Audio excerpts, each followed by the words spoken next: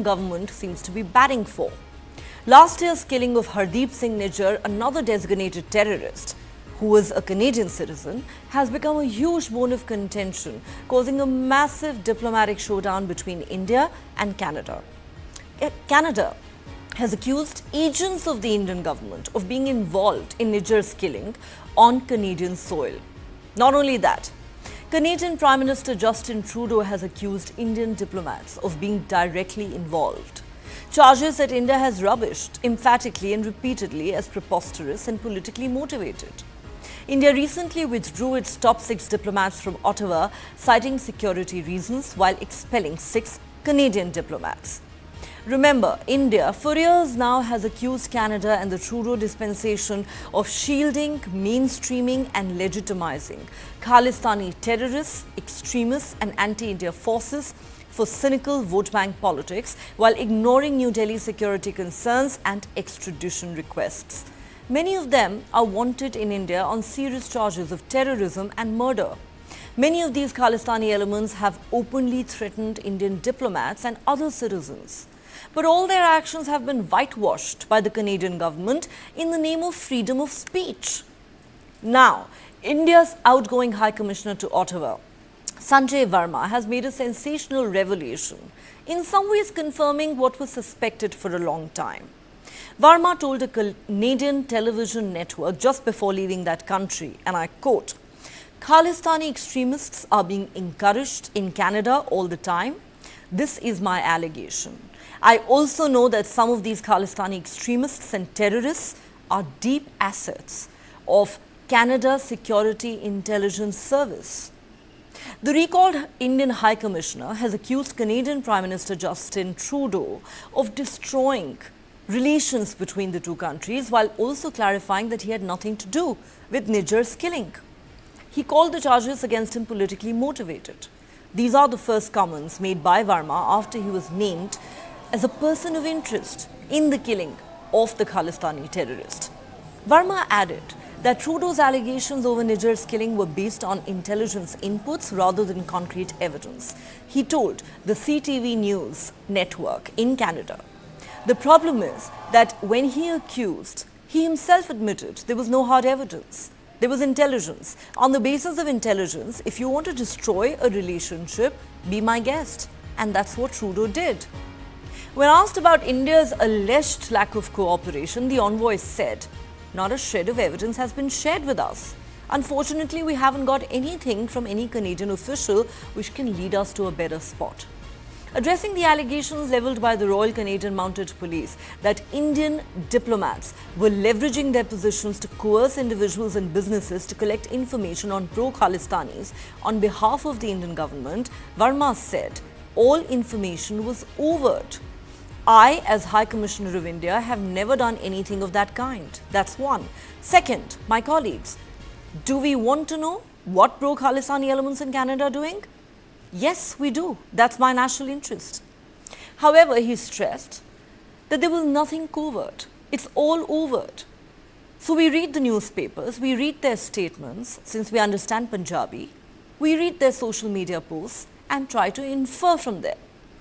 Slamming the Canadian regime, Verma said it was a bedfellow with those trying to challenge India's sovereignty and territorial integrity. Verma also questioned why Justin Trudeau had not gone to court with his allegations against India. He slammed Trudeau for his lack of evidence. He said, "Gone are the days when the Western Bloc would tell a developing country, you must do this, and that country would run after them and do exactly that." Nijjar, who was declared a terrorist by India, was shot dead outside a Gurudwara in Surrey, British Columbia in June last year. Relations between the two countries came under severe strain following Trudeau's allegations in September last year of a potential involvement of Indian agents in Nijjar's killing. However, testifying before the public inquiry into foreign interference in federal electoral processes and democratic institutions last week, Justin Trudeau admitted that he only had intelligence and no hard evidentiary proof when he alleged the involvement of Indian government agents in the killing of Nijjar. What's more, Canada's top opposition leaders are accusing Prime Minister Justin Trudeau of using the escalating diplomatic row with India for his political gains and a mere distraction from his own failures at home. Maxime Bernier, who leads People's Party of Canada, said last week, if true, allegations made by the Royal Canadian Mounted Police and the Liberal government that Indian diplomats participated in criminal activities on our territory are very serious and should be dealt with. So far, however, we haven't been given any proof. And Trudeau is clearly using this crisis to divert the attention from other controversies.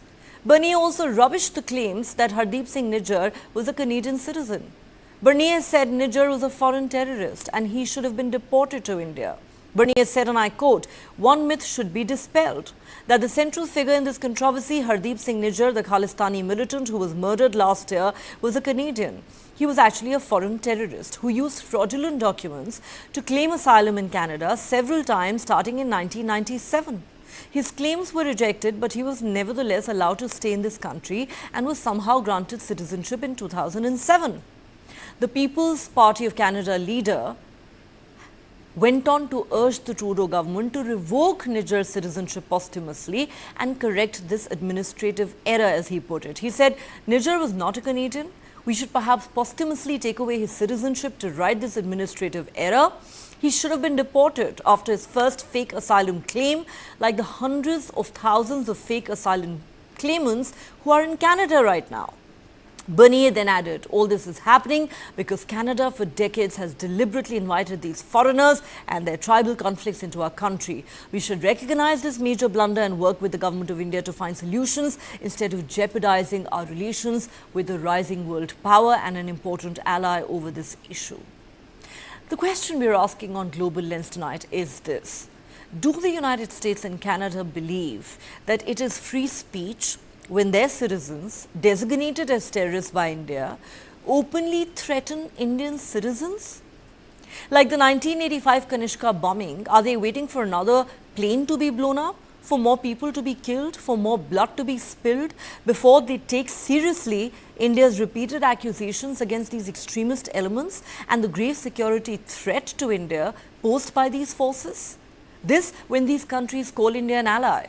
Is this how you treat an ally and a fellow democracy? And what about the hypocrisy of it all? The United States, Israel, many other countries brag about taking out their enemies on foreign soil. Yet the Western world is today lecturing India about the need to respect their territorial integrity and sovereignty while conveniently ignoring New Delhi's security concerns. Largely given the mistrust that we have on Mr. Trudeau and his team, we'll have concerns and we'll discuss it very carefully with them. Our security and safety are concerned. So there are so many things. Khalistani extremists are being encouraged all the time. I also know, again, this is my allegation, I'm not giving you any evidence on that. I also know that some of these Khalistani extremists and terrorists are deep assets of CSIS. So I'm giving that acquisition again. I'm not giving you an evidence. Without evidence, just the same thing you're same criticizing thing which the Trudeau government. did. Yes. Yeah, but why would you do the same thing you're criticizing the government of? Because that is what is understood by the Canadian politicians. That someone stands on the floor of the parliament, says something which he later says, I didn't have any hard evidence. And that was taken as biblical truth. But you're criticizing the Prime Minister and then I'll just point out doing the same thing. I want to move on though, because I asked if you will be replaced. Will your government allow the Canadian diplomats who have been expelled to be replaced? Well, see, the same thing. It is a matter of conversation between the two governments. As far as the relationship itself is concerned, it is a large relationship. Canada had been a friend of India. Canada will remain a friend of India. There had been issues between two countries that many countries have. That's not a surprise. We only want the Canadian regime of the day, the government of the day, to understand my core concerns and try to act on that, sincerely. They seem to have a problem if Indian diplomats are even trying to make efforts to find out what is happening in Canada on matters which directly pertain to their welfare and security. But look what happens in India. Canadian diplomats have no problem going around collecting information on our military, on our police, profiling people, targeting people to be stopped in Canada. So apparently, the license that they give themselves is totally different from the kind of restrictions that they impose on diplomats in Canada. Or even take the press. I'm at a press event. Now, when we tell them, saying, look, you have people openly threatening leaders of India, diplomats of India. Sometimes the threat is not just verbal, it's physical. So their answer is freedom of speech. Okay? Now, when Indian journalists make social media comments, if you threaten the Indian High Commissioner, he is supposed to accept it as freedom of speech. But if an Indian journalist says the Canadian High Commissioner walked out of South Block looking very grumpy, it is apparently foreign interference. Now, how, look at the, this is not even, double standards is a very mild word for it. So, look, there is this thing that we will do it differently at home, we will do it differently abroad, we will do it our way, but that doesn't apply to you. So I think these are the larger, I would say, adjustments which have to happen in this changing world.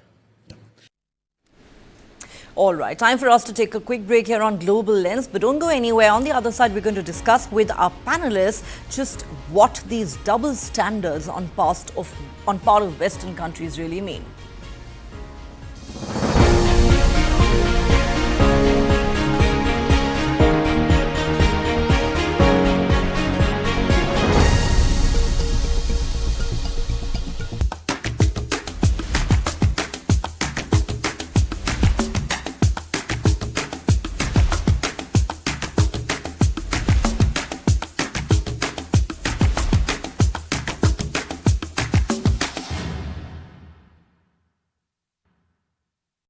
For the very first time in our investigation, we unmasked the killer of Ravindra Matre. In 5G, we have to stand with the world, and in 6G, we have to lead the world. Winning a Grammy was an absolutely surreal experience.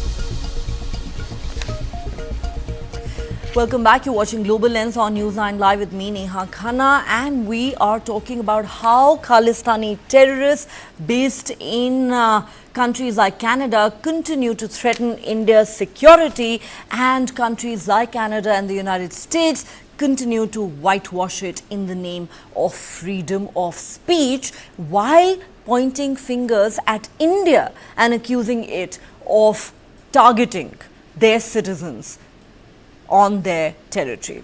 Let me go across to my guest. Joining me on Global Lens tonight is Ambassador Prabhu Dayal, former Indian diplomat. Adit Kothari, a foreign affairs analyst, also joins us from London. A warm welcome to my guest, Ambassador Prabhu Dayal. Always good to have you on the show. Let me begin with you. We have a lot to unpack here. Just today, Pannu has issued a fresh threat to Air India, telling people not to take any Air India flights between the 1st and the 19th of November. As you're well aware, this is not the first time that he's publicly issued a threat to India or Indian citizens. And yet this is a man that the United States continues to bat for, saying this is our citizen. One can go on and on. There is a very long list of such Khalistani elements, many of whom have been designated as terrorists by India, who continue to pose a major threat to New Delhi security. And yet, these Western countries conveniently ignore India's security concerns while lecturing India about the need to respect their territorial integrity and sovereignty. First and foremost, what do you make of the fact that this American citizen called Gurpatwant Pannun, who is a designated terrorist in India, has issued yet another threat to Indian citizens and done so quite publicly? I would, of course, love to know what the Biden administration has to say about the conduct of their citizen. Do you believe that they're going to once again whitewash it and call it freedom of speech? Well, Neha, first of all, thanks for having me on your show to discuss this very important topic. You rightly pointed out that the US takes the plea that because of the freedom of speech which people enjoy in their country, Pannu can say what he wants. But what Pannu has been saying amounts to threatening Indian citizens, Indian institutions, Indian planes, and inciting violence and extremism against India.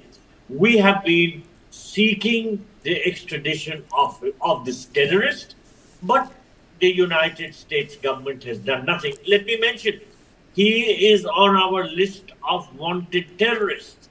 And of course, today he issued this threat warning passengers not to fly on Air India flights between November 1 to 19, which he calls as the period of Sikh genocide. Now, last year too, he had issued a similar threat for the same period. We have requested the United States to take action and send this man to India, but the United States doesn't do so.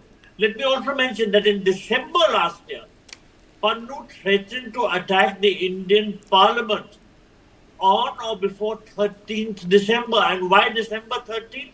Because that is the date on which the terrorist attack against our parliament took place in 2001. That attack was carried out by Pakistani terrorists. So it clearly shows that the thinking of Pannu is on the same lines as that of Pakistani terrorists. And I may mention that Pannu has also threatened to kill the Punjab Chief Minister, Bhagwant Singh Mann. So it shows that he is no loyal Sikh or supporter of Sikhs. He's an out-and-out terrorist. And we have been asking for his extradition. Unfortunately, the United States doesn't take any action because, as you said, they tout this claim that in their country people enjoy freedom of speech. Freedom of speech does not constitute freedom to threaten the integrity and the population of another country. The Pannu is out and out a criminal, and I think we should make a strong case repeatedly to the United States authorities to extradite him. And of course, if they ignore our pleas, but at the same time, we should publicize it. We should publicize it because this is what the United States is all about.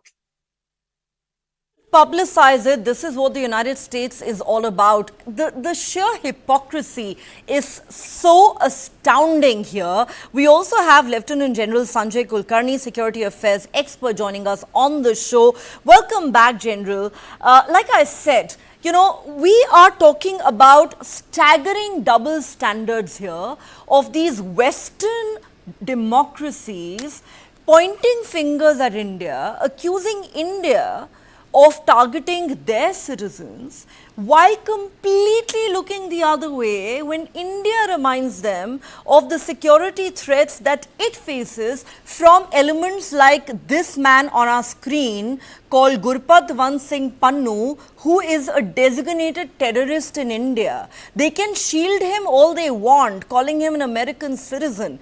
But the question the United States and Canada really need to answer is this freedom of speech, sir, threatening to blow up planes carrying Indian passengers, threatening to attack India's parliament, issuing videos openly painting a target on the back of Indian diplomats, many of whom have since returned home from Canada?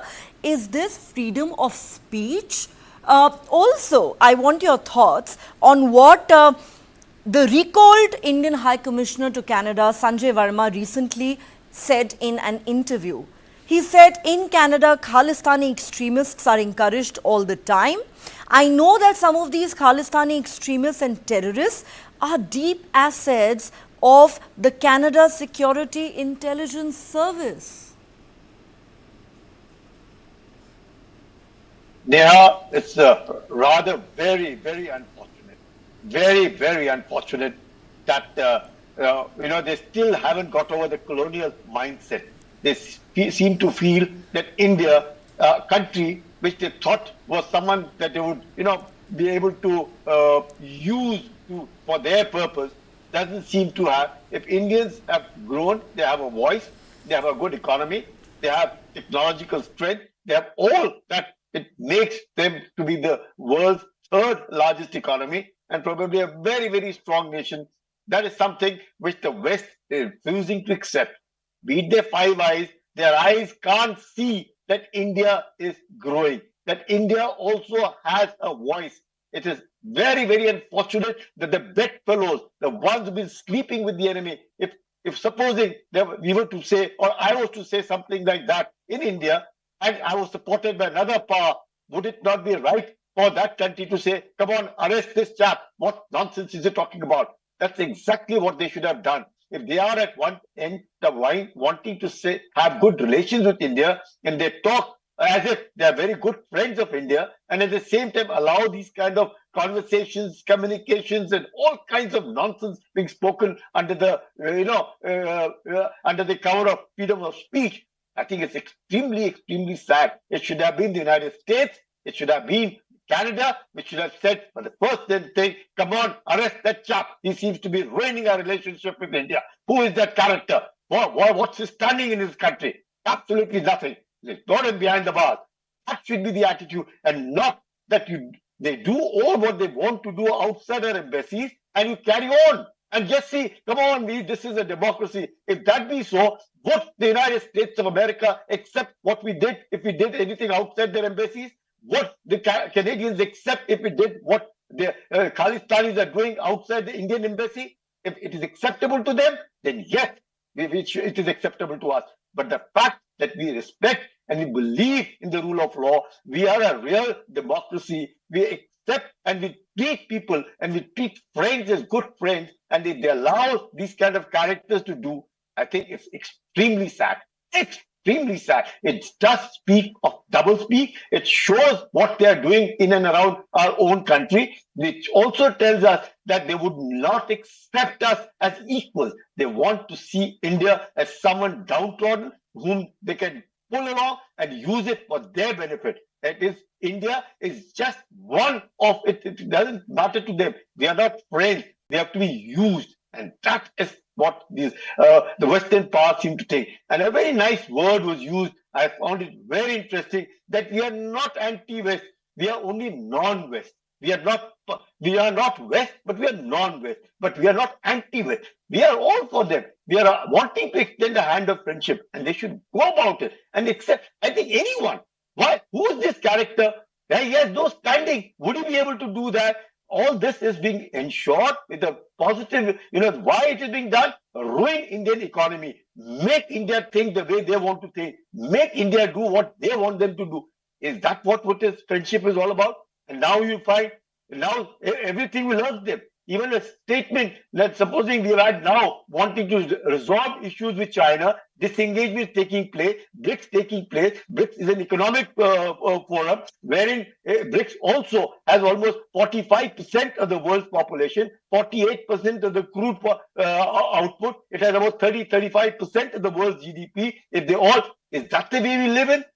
That's not what it is, Neha. I think the West hasn't got India correct. And they don't like strong leaders. And especially America. America is known to be propagating and ensuring that there are weak leaders who can follow them. That is why you find in Pakistan, what's happening in Pakistan, they would rather have someone weak or someone from the army who they would want to say just one-point contact. A democracy is not a one-point contact. But there we also have Indian leaders. Can anyone from India go outside and say, look, you will not be able to wear pagdis in India, you will not be able to wear karas in India? Is that what you speak about? Are you an Indian?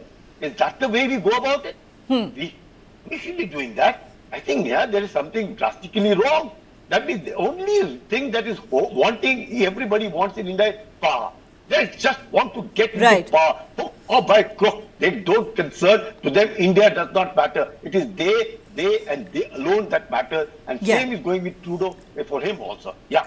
Same story for Trudeau. And talking about the United States, I wonder how the United States would have reacted if prior to 9/11, let's say Osama bin Laden was in India and he issued a public statement such as this, threatening to blow up the Twin Towers of the World Trade Center in New York by hijacking 2 airplanes. And India then said, don't worry, the man is only exercising his freedom of speech. How would the United States have reacted to that? I think that's the question that we need to put to the Biden administration as they tell us to look the other way while this man, this Khalistani terrorist, continues to threaten us, Indian citizens. Adit Kothari, let me come to you now. Our recalled High Commissioner to Ottawa, Sanjay Verma, has made a series of very interesting revelations in that interview he gave to a Canadian television network just before leaving that country. He said, and I quoted him earlier, I know that some of these Khalistani extremists and terrorists are deep assets of Canada's Security Intelligence Service. And, correct me if I'm wrong, it's the Canadian media which has reported that CSIS had a mole among the Air India Kanishka bombing terrorists back in 1985. They withdrew him at the last minute to avoid him getting implicated in a bombing that left 300 people dead. What is Canada talking about today? What is Justin Trudeau talking about today? If we look back to the statements made by the judge who was hearing the case, he termed it absolutely unpardonable to the gross negligence of the CSIs. The fact that they actually burnt down, they destroyed evidence, and they misplaced evidence that actually led to the killings of people who were supposed to be appearing on the case as well, of witnesses. That goes to show that CSIs should not be absolved and need to be, held responsible for what happened to those 329 lives that were lost on that fateful day of 23rd June 1985.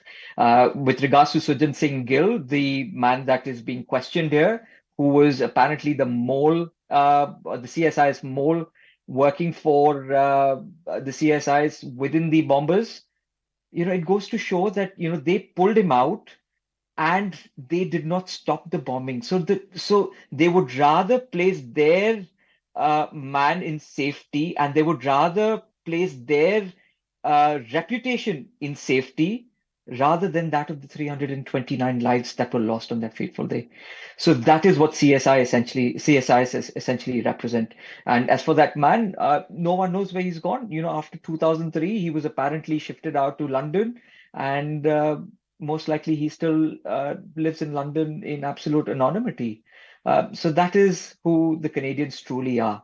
The Western hypocrisy is not something new. At the end of the day, where was the first Khalistan Council held? It was held in West London. There was a place called the Khalistan House. It doesn't exist anymore, but that's where Jagjit Singh Chauhan used to sit and conduct all his meetings and used to invite people to come on board into this idea of creating a separate Punjab and a separate Khalistan state out of India, sitting in London.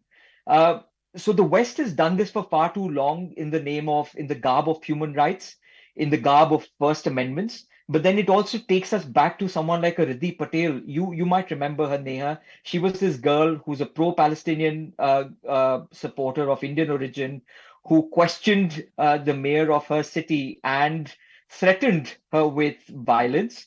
And where was the First Amendment gone when she threatened the mayor with killing her? And she was essentially stamped with 18 counts of felony. That is not the same kind of treatment that we've seen being dealt out to someone like Pannu, who's wanting, or who's painted a target on an sitting Indian High Commissioner for $500,000, saying that this man should be taken out. He's placed a bounty on him. He's called out repeatedly for Air India between the time of November 1st to November 19th, cautioning people traveling from Air India, saying that you must not travel because it might just be unsafe. So all of these things, takes us back to the same point of question that we are all asking about Western hypocrisy, but nobody wants to ask those compelling questions to the West. Prime Minister Modi has been very accommodating of the Joe Biden administration, but he has not received the same kind of acknowledgement from his counterpart, which is very sad at the end of the day. Because imagine if that Osama bin Laden was in India. Imagine if a Qasim Soleimani was in India. Imagine if a Ayman al-Zawahiri was in India. Would they have not gone after them because they are their terrorists? Of course they would have gone after them. So, this hypocrisy of your terrorist is my citizen while my terrorist is your terrorist needs to stop and needs to be called out, most importantly, Neha. It absolutely needs to be called out. This hypocrisy is not acceptable. As our recalled High Commissioner to Ottawa said, gone are the days when Western countries would tell a developing country what to do and that country would drop everything and just follow their orders. Those days are long gone. All right, I need to take a quick break here on Global Lens, but we'll continue this conversation with our guests on the other side. Stay tuned.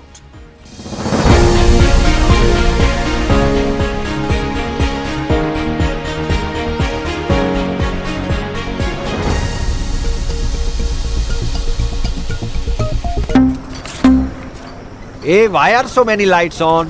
Is it Navroz? Settling accounts, uncle? No, writing a love letter. Check your accounts every day and ensure there is no mismatch. Exchange sends trade-related messages daily. Do timely verification. And if there is a mismatch, inform the exchange immediately. Soch kar, samajh kar, invest kar. How do you fulfill that promise? Because ultimately expectations have to be met. If you look at the political landscape, is it really changing for women? And what is the inability of the forces that dead bodies surface but not the living people?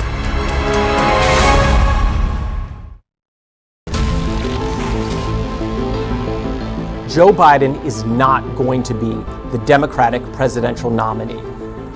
I made my choice. Kamala Harris. She's experienced, she's tough, she's capable. I took on perpetrators of all kinds, predators. So hear me when I say, I know Donald Trump's type. I am the one saving democracy.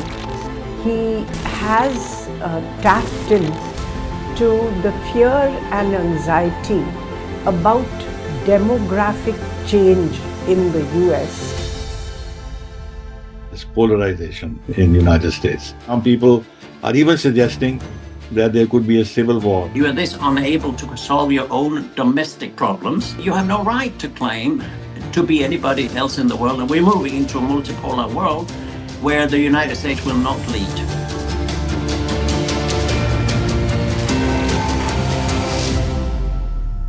This and more. Streaming on News9 Plus. Subscribe and get free vouchers.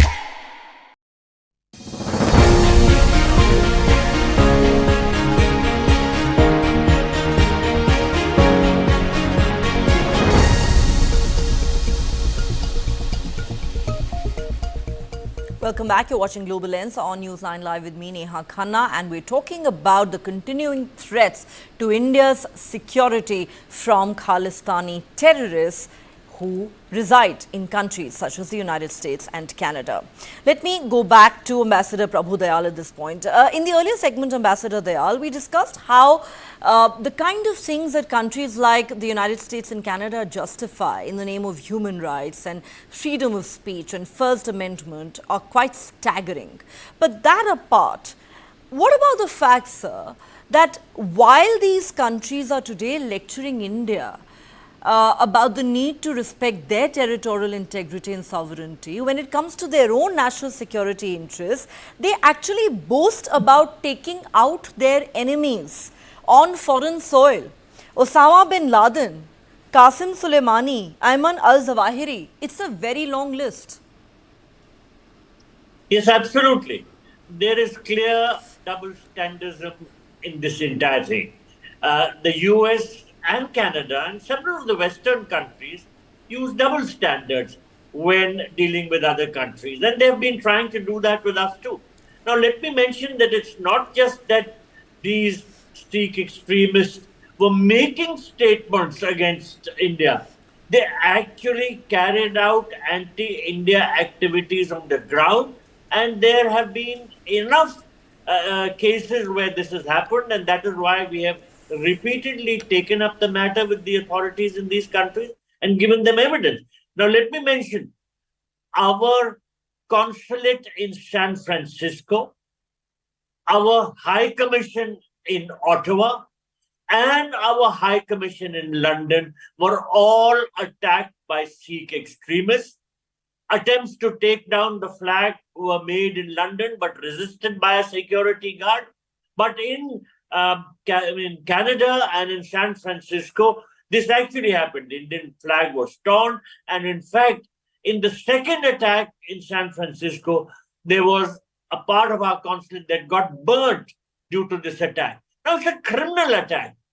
How can these countries ignore the Vienna Convention, which requires them to respect the diplomatic and consular premises as sovereign, and which requires them to protect them? So they're far from protecting them. They have been allowing real damage to be carried out against our diplomatic and consular premises. At the same time, there have been many cases where these Khalistani supporters or Khalistani extremists have been involved in carrying out acts of murder, not just in those countries, but in India too. I say those countries also because if there are people who oppose to them, they try and execute them. And there have been many cases where violence has taken place against the opponents of these extremist Sikhs. In India, they have been involved in carrying out some terrorist acts and murders, and evidence has been given to Canada. And what do these countries do? They ignore it. They say that this evidence is not good enough, etc., etc. So there is clear double standardism, and both the United States and Canada, as well as their other Five Eyes allies, Australia also, UK, they have been protective towards these extremist Sikhs. And let me mention that, for instance, in Canada, the opposition leaders are openly calling out the Canadian government of Justin Trudeau and saying that they are responsible, this government is responsible for damaging relations with India. Let me mention that Maxime Bernier, the leader of the People's Party of Canada, recently said that Hardeep Singh Nijjar, the Khalistani militant who's the central figure in this entire recent controversy, was a foreign terrorist who was somehow granted citizenship in 2007. The opposition leader is clearly saying this. Then he also said that the Trudeau government has used Hardeep Singh Nijjar's murder to divert attention from other controversies. And he asked the government, the Canadian government, to take away the citizenship of these Khalistani militants who operate from Canadian territory. Let me mention that some years ago, the then leader of the Canadian Conservative Party, who was the leader of the opposition, and his name is Andrew Scheer, he had also criticized in very strong terms Justin Trudeau for a number of things, and including accusing him of damaging Canada's relations with India by being so protective towards the extremists who constituted Justin Trudeau's vote bank. So it's all vote bank politics, which has adversely impacted India's relations with Canada. And this has now come out into the open, and Canadian opposition leaders are speaking about it. Quite right. Canadian opposition leaders are calling out Justin Trudeau's duplicity on this. And the gentleman you mentioned there, Maxime Bernier, has in fact quite categorically said Hardeep Singh Nijjar was not a Canadian. He was a foreign terrorist who should have been deported to India a long time ago. He's also said that maybe now his citizenship in Canada should be taken away posthumously. Let me take this to Lieutenant General Sanjay Kulkarni. General Kulkarni, you know, as has been rightly pointed out by Ambassador Dayal, you know, these are elements who have not just threatened to hurt India's national security interests. They've actually undertaken criminal activities targeting, various Indian interests. For instance, they have attacked our high commissions, our consulates, our embassies, painted a target on our High Commissioner in Ottawa earlier, glorifying the assassination of former Prime Minister Indira Gandhi. Many of these men are wanted on very serious charges of terrorism and murder here in India. But all of this is freedom of speech to these countries, while they, as I said earlier, brag about taking out their own enemies on foreign soil. Osama bin Laden just being the most high profile of a very long list of such cases. Neha, unfortunately, the narrative is written by them, and we follow the narrative. That is one part of the other thing. Secondly, they find that India, true democracy, is a house divided, where all kinds of talks, even under the garb of freedom of speech, even in India also, irrespective of whatever, we carry on saying what we want to say against anybody in any form for anything without even providing any proof as to whether he said that or not or whatever. So this kind of internal environment in India is also exploited by these countries. If you have people in India who see if they speak in one voice, then there would never be a problem. But within India also, you find all kinds of things. Now let's take the case of Article 370 abrogation. It has been abrogated, it's done for good. You will still have people say, no, we will restore it. So many government policies, whatever. These are government policies. These are not party policies. Parties can come and go. It doesn't really matter. But the government must be talking one. Whichever government might come, it must follow a policy. If they aren't following a policy, you will find a house divided. If there's a house divided, somebody else is ready to exploit it. And that's exactly what is happening in India. People are being used, where people are being exploited. Nobody, believe you me, nobody likes a strong leader. Everybody likes a leader who has weaknesses, who you can exploit for your own good or for the good of whatever it be. The moment you have a strong leadership, you will have opposition, because it is very difficult to hang along or even deal with a strong leader. This is what, imagine, what Trudeau is doing is wanting to come back as the next Prime Minister. If he doesn't come back, he feels that this 4%, 6% of the community in population in Canada would help and assist him to get re-elected and somehow await that no confidence motion and somehow sail through.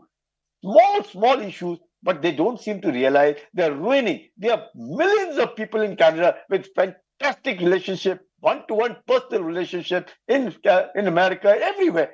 Why should these countries, I fail to understand, Why should these countries? Therefore, now the need for us is also anybody and everybody must be able to talk from a position of strength. And that strength comes from economy, that strength comes from technology, that strength comes to you from military, and that strength alone gives you diplomatic strength to be able to negotiate. Until and unless we have that strength of our own, we'll find somebody else dictating to us. And the time has come for India to call out this Western hypocrisy, which in fact we have done on multiple occasions already. Adit Kothari, as we wrap up this discussion, let me ask you this question. I don't know how the United States will react to this latest threat that's been issued by Pannu to Indian citizens. Maybe they'll defend this too in the name of the First Amendment. But what do you think New Delhi needs to tell the Biden administration on this occasion? So I think from a US perspective, they will do absolutely nothing like they did the last time around. There was absolutely radio silence on this particular issue. And they selectively maybe have a blind spot. They sort of develop a blind spot to issues like this, where they tend to encourage problem creators and problem makers of other nations to start talking about those nations where they want to play the carrot and stick game. And that is what they're going to be doing. From an India perspective, how does India deal with this? I think India is doing exactly what it needs to do. India needs to tell them that, if you do not acknowledge and if you do not, evaluate our friendship the same way as we do yours, then we will basically have to start looking at other corners to make better friends and better associations. And that is what India is predominantly doing. So India is basically going to look after their strategic interests and not as per what the US essentially wants India to do. And I think, our hero of Siachen, General Kulkarni, made a very valid point that the world basically wants weak leaders so that they can pry on their weaknesses. That is what Joe Biden is, and that is what Justin, I was going to say Justin Bieber, but Justin Trudeau essentially stand for. They are weak leaders because all they want to do is they want to start bullying other leaders. And, Narendra Modi has those kind of red lines which he doesn't cross. And, it's very heartening to see him stand up and make the nation proud. As Sanjay Verma told that a Canadian television network, gone are the days when you could tell us what you expected us to do and we would drop everything and just do your bidding. That's not going to happen anymore, and the Western powers need to come to terms with that new reality. On that note, Ambassador Prabhu Dayal, Lieutenant General Sanjay Kulkarni, Adit Kothari, as always, a great pleasure having all of you on Global Lens. Thanks so much for joining me tonight. All right, let's now turn our attention to India-China border dispute. India and China have arrived on a patrolling arrangement along the line of actual control in the Himalayas, and it can lead to disengagement and resolution of tensions that began with skirmishes between soldiers on the two sides in 2020. That's what India's Foreign Secretary Vikram Misri said today. The breakthrough came ahead of Prime Minister Narendra Modi's visit to Russia to attend the BRICS summit tomorrow. It is believed that the agreement pertains to patrolling in Depsang and Dimchok areas. Misri said diplomatic and military negotiators of the two countries had held several rounds of talks over the past few weeks. These talks have resulted in an agreement on patrolling arrangements along the line of actual control in the India-China border areas, leading to disengagement and a resolution of the issues that had risen in these areas in 2020. Though there has been no official announcement, it is speculated that Prime Minister Narendra Modi and Chinese President Xi Jinping could in fact hold a bilateral meeting on the sidelines of the BRICS summit in Russia this week. Now, the last meeting of the working mechanism for consultation and coordination on India-China border affairs was held on the 29th of August in Beijing. The two sides then had an exchange of views on the situation along the LAC to narrow down their differences and find early resolution of outstanding issues. It was agreed that restoration of peace and tranquility and respect for the LAC are the essential basis for restoration of normalcy in bilateral relations. Earlier this month, Indian Army Chief General Upendra Chandra Dwivedi had said the two sides have resolved the low-hanging fruits and now need to address the difficult situations, adding that there was positive signaling from the diplomatic side and execution on the ground was dependent on military commanders of the two countries. Of course, all eyes now will be on that BRICS summit where, as we said, the Indian Prime Minister is expected to meet the Chinese president, and the two could in fact hold bilateral talks on the sidelines. Well, I think what Foreign Secretary has said is what I can also say, that for those who have not heard that we reached an agreement on patrolling, and with that the disengagement, we have gone back to where the situation was in 2020, and we can say with that the disengagement process with China, you can say, has been completed. So, so far I would say that's as much as I can share with you. I'm sure in due course iske details वगैरह निकलेंगे. You see, there are areas which for various reasons after 2020, because they had blocked us, so we had blocked them. So दो तरफा था, Bob. So what has happened is we have reached an understanding which will allow the patrolling. For example, you spoke about Depsang. That's not the only place. There are other places also. So I think the understanding, to my knowledge, is that we will be able to do the patrolling which we were doing in 2020.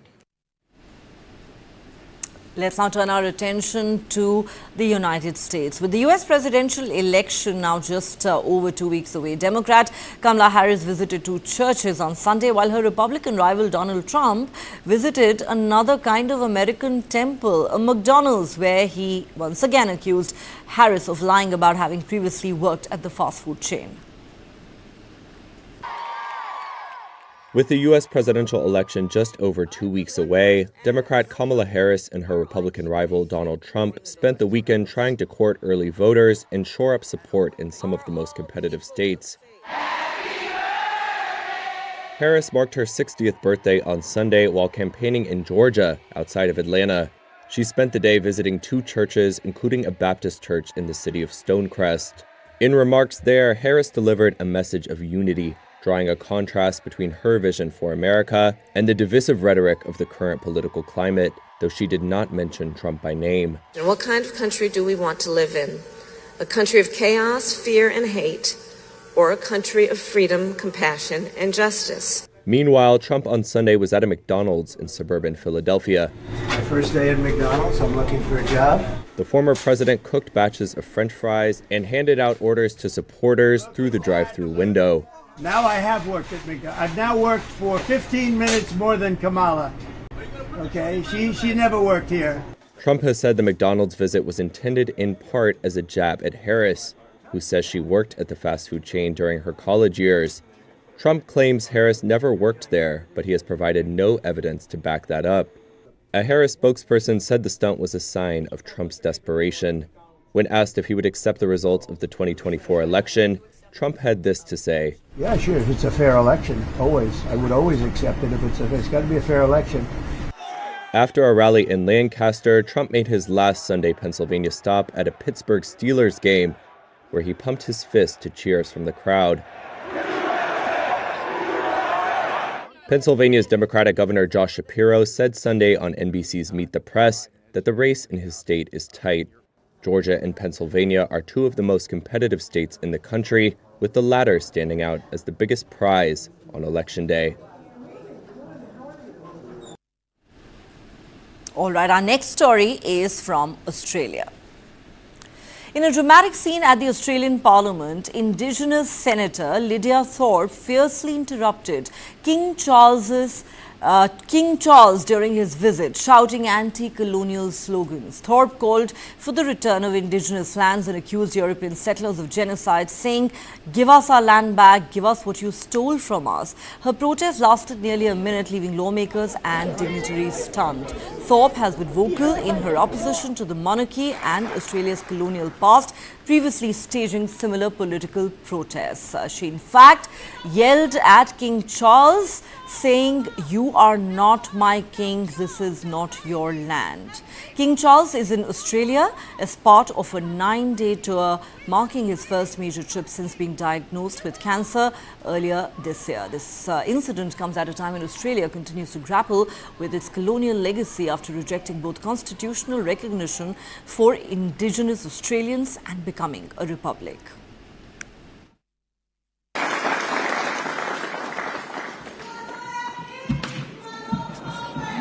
Give us our land back! Give us what you stole from us!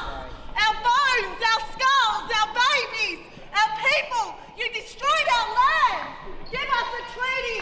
We want a treaty in this country! You are a genocider! This is not your land! This is not your land! You are not my king! You are not our king! Dramatic scenes there in the Australian Parliament during King Charles's visit to that country. Well, that's all the time we have on this edition of Global Lens. Thanks so much for watching. Do join us again at the same time tomorrow.